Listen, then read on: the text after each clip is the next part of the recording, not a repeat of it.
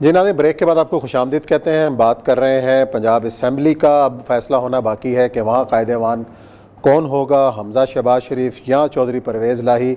Number game अगर देखा जाए तो पाकिस्तान तहरीक इंसाफ और उसके इत्तेहादियों की जो तादाद है वो ज़्यादा है, और पाकिस्तान मुस्लिम लीग नून के की तादाद जो मतलूबा नंबर गेम है वो कम है। लेकिन मुनारिफ अरकान यहाँ पे एक रोल अदा करते हुए नज़र आ रहे हैं। बहुत बड़ी तादाद है जो पाकिस्तान तहरीक इंसाफ के मुनारिफ अरकान की है, जिसको साथ मिला लिया है पाकिस्तान मुस्लिम लीग नून ने, और उन्होंने हमजा शहबाज की हमायत का ऐलान रखा है। लेकिन बात यहाँ पे ये है कि मुनारिफ अरकान अगर वोट देते हैं और पार्टी पॉलिसी के ख़िलाफ़ जाते हैं तो उनका मुस्तकबिल क्या है और कायदे अवान अपनी अक्सरियत से क्या महरूम हो सकते हैं, ये एक सवाल है। नईम अशरफ भट्ट हैं, मुमताज़ तजिया कार हैं, जर्नलिस्ट हैं, साफ़ी हैं, बड़ी दूर की खबरें लेके आते हैं। उन्होंने हमें ज्वाइन किया। साथ अयाज शुजा साहब हैं, ब्यूरो चीफ़ हैं न्यू न्यूज़ के, और परवेज़ लाही साहब और पंजाब असम्बली के मामलात को बड़ी करीब से देखते हैं। दोनों को खुशामदीद कहते हैं अपने शो में। नईम अशरफ भट्ट की तरफ जाऊँगा। नईम भट्ट साहब, ये बताइएगा, बड़ी दिलचस्प नंबर गेम है और जो मुनारिफीन हैं उन्होंने ये कलीदी किरदार अदा करना है इस इंतखाब के अंदर, और अगर उनके वोट नहीं गिने जाते तो देन क्या सिचुएशन पैदा हो सकती है। और जरा मुनारिफीन के ग्रुप भी बता दीजिएगा कौन कौन से हैं। मुख्तलिफ। हाँ। अच्छा उस्मान साहब, असल में यहाँ पर फर्क है कौमी असम्बली का पंजाब में। फर्क ये है कि वहाँ पर उन्होंने इत्तेहादी साथ मिला के गवर्नमेंट के अपोजिशन ने मामला ठीक कर लिया और मुनहरिफ अरकान जो है वो बच गए। लेकिन यहाँ पर पंजाब में ऐसी कोई सूरत ही नहीं है, इतनी सीटें या इतने वोट हैं नहीं मुस्लिम लीग नून के पास कि वो इत्तेहादियों को साथ मिलाएं और मुनहरिफ अरकान की जरूरत ना पड़े। लेकिन यहाँ पर हर सूरत उन्हें कम से कम 10 से 12 जो पीटीआई के मुनहरिफ अरकान हैं उनको साथ मिलाएंगे तो फिर जाके उनकी कोई पोजीशन बनती है वज़ारत आला की। अब उसमें यह है कि अगर यहाँ पर ऐसे होता है, कोई मुनहरिफ अरकान आते हैं, वो वोट पार्टी पॉलिसी के खिलाफ हमजा शहबाज को देते हैं, तो फिर उस पर जाहिर है वो जो उनको नाअहल करने की क्लास है वो लगेगी। फिर उससे पहले अहम बात यह है कि उनका वोट गिना जाएगा या नहीं, क्योंकि अभी तक सुप्रीम कोर्ट का जो फैसला इस पर नहीं आया, बल्कि अब तो समाअत भी आजकल नहीं हो रही, पहले तेजी से हो रही थी। तो इसलिए अभी ये इब्हाम है, और इब्हाम का जो फायदा है वो यकीनन उसको होगा जिसके पास इख्तियार है। इख्तियार इस वक्त जो है वो स्पीकर, आपको पता है कि पंजाब असम्बली के परवेज़ लाई खुद है जो कैंडिडेट हैं, अगरचे वो खुद नहीं करेंगे उस वक्त चेयर, लेकिन पैनल ऑफ चेयरमैन अगर वो बनाते हैं या वो अपना बना लेते हैं। फिर डिप्टी स्पीकर का भी थोड़ा सा है कि वो मुतनाज़ा हैं। अब कल देखें वो क्या फैसला उनके मुतालिक लाहौर हाई कोर्ट करती है। लेकिन ये सारा मामला यहाँ पर यह है कि हर सूरत मुस्लिम लीग नून को पीटीआई के लोग जो हैं वो साथ मिलाने होंगे, और फिर ये जो है वो आप देख लें। नहीं बट साहब, साथ तो वो मिले हुए हैं, मतलब मुनहरिफीन में जब मुख्तलिफ जो ग्रुप है, अगर वो मिलाने से मुराद वोट लेने होंगे। अब यही तो एक सवाल है कि मतलब अगर डिप्टी स्पीकर दोस्त मोहम्मद मजारी साहब अगर चार्ज ले लेते हैं, वो प्रोसीडिंग्स कराते हैं और वो ऐसी कोई रूलिंग नहीं देते, तो फिर तो बासानी ये हो जाएगा, और उसके बाद फिर क्लॉज उनके ऊपर इम्प्लीमेंट होगी तो फिर देखेंगे। अयाज शुजा साहब भी मौजूद हैं।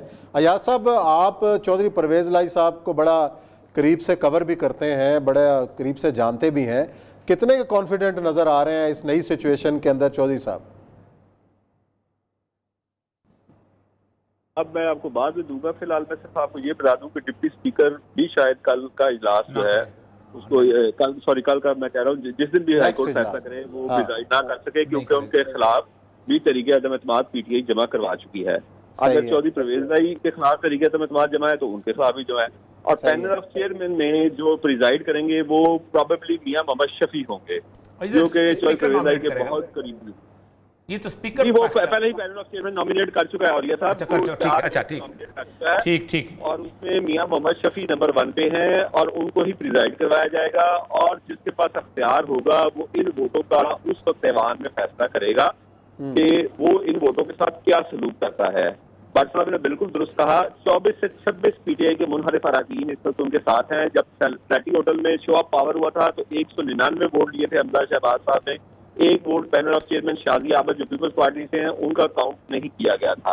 अच्छा, ये अगर इन मुनहरिफ अरकान जिसके तरह भट्ट साहब ने बताया 160 पीएमएलएन के पास इस वक्त हैं, 5 उनके मुनहरिफ हो चुके हुए हैं, एक जुगनू मौसम उनके साथ है 166, और 7 पीपल्स पार्टी के 173, राह हक पार्टी का 174, इसके बाद उनको 186 तक पहुंचना है। इसका मतलब है कि 10 से 12 लोग 12 उनको हर हालत में वोट दें, और ये जो वोट उनको जाएंगे उस पर पैनल ऑफ चेयरमैन उस वक्त फैसला करेगा, क्योंकि अभी तक सुप्रीम कोर्ट की तरफ से भी कोई डायरेक्शन नहीं हुई। और इनके खिलाफ रेफरेंसेस चौधरी परवेज लाई के पास मौजूद है, जो अभी तक सिर्फ इसलिए भिजवाए नहीं गए कि उनको बता दिया गया है कि आपके खिलाफ रेफरेंस तैयार करके रखे हुए हैं, अगर आप वापस आ जाएं, तौबा तायब हो जाएं, तो ये नहीं भिजवाए जाएंगे।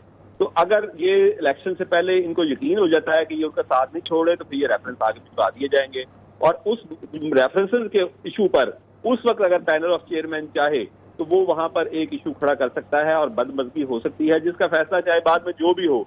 लेकिन पोलिंग डे वाले दिन, जिस तरह के आपको मैं पहले बता दूं कि 3 अप्रैल को भी इसी तरह बदमजगी, इससे बहुत छोटी नौयत की बदमजगी, यानी खवातीन और अरकान की आपस में हाथापाई हुई थी, जिस पर इजलास को मुलतवी कर दिया गया था।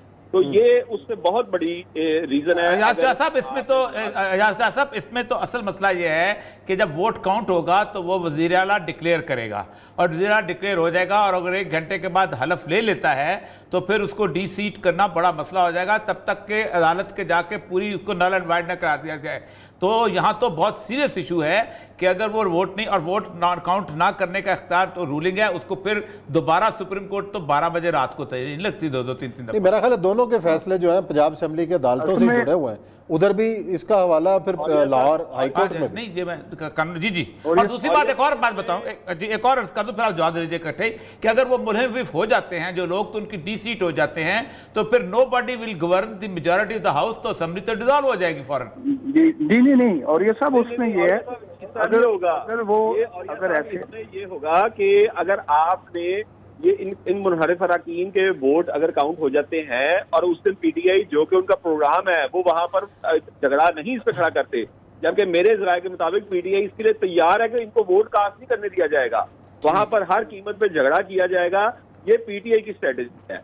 अच्छा, अगर वोट कास्ट हो जाता है तो फिर तो हमजा शहबाज वज़ीर पंजाब बन जाएंगे, और फिर इसका मतलब स्पीकर भी उनका आ जाएगा। उसके बाद वो ये रेफरेंसेस जो आगे से परसू करे या ना करे, ठीक है, इसमें ये हुकूमत की मर्जी होगी। लेकिन अब तक की इतलात के मुताबिक पीटीआई उस दिन इस मामले पर ऐवान में झगड़ा करेगी और इन लोगों को वोट कास्ट नहीं करने दिया जाएगा। वहां पे देखें, इशू ये है वोट काउंट का, कास्ट तो हो जाएगा, और ये काउंट का सवाल का जवाब, और ये सब मैं जो आप मुझे समझ आ गई आपके सवाल का।